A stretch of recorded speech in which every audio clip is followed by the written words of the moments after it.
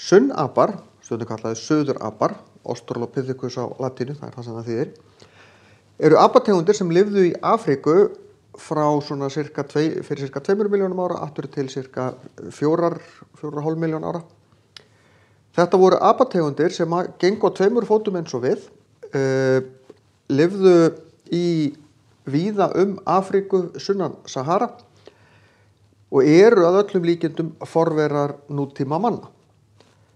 Nákvæmlega hvaða hópur vitum við ekki alveg, þetta eru nokkrar tegundir til af sunnöpum og hvað sértegund og hvað ekki pínu flókið þegar við erum að tala eitthvað sem þó þetta gamalt því að við höfum ekki neina lifandi einstaklinga af þessum tegundum.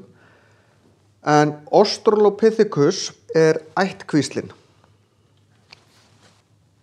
Og það til nokkrar tegundir af Australopithecus, til dæmis afarensis, til dæmis africanus,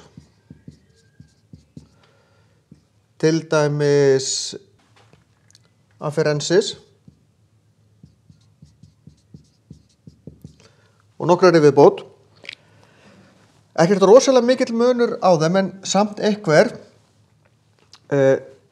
Þessir apar voru kvendýrin svona cirka metur á hæð, kalldýrin upp undir kannski 1,5. Sunnapar, þeir notuðu einföld steinverkfæri. Það ekki þannig að menn hafi verið fyrstir til að búa til verkfæri, en verkfærin sem að sunnaparnir bjuggu til voru mjög einföld. Megin fæðan voru plöntur og aldin og þess háttar, sjálfsagt einhver smádýr líka, sérstaklega skordýr. Heilinn í þeim var ekkert sérstaklega stór innan við 500 rúmsentimetrar, heilinn í okkur svona 11, 12, 1300 rúmsentimetrar, þannig að innan við helmingurinn af heilanum í okkur. Við vitum heilmikið þessa apa af því við höfum fundið fullt af steingervingum. Fyrsti svona heillegi steingervingurinn sem fannst 1974, fékk nafnið Lucy og það í raun einstaklingurinn sem fékk nafnið Lucy. Lucy var af tegundinni Australopithecus afarensis. Af þessari beinagrind og fleiri sem við fundið nokkur 100 steingervinga af tegundinni Australopithecus afarensis, að þá sjáum við að þau gengu á 2 fótum. Við sjáum það á hnjánum. Þau geta læst eins og hnén í okkur, mjaðmagrindin, hvernig hún snýr, hvernig hryggjarsúlan uppbyggð og hvar mænan kemur upp í hauskúpuna.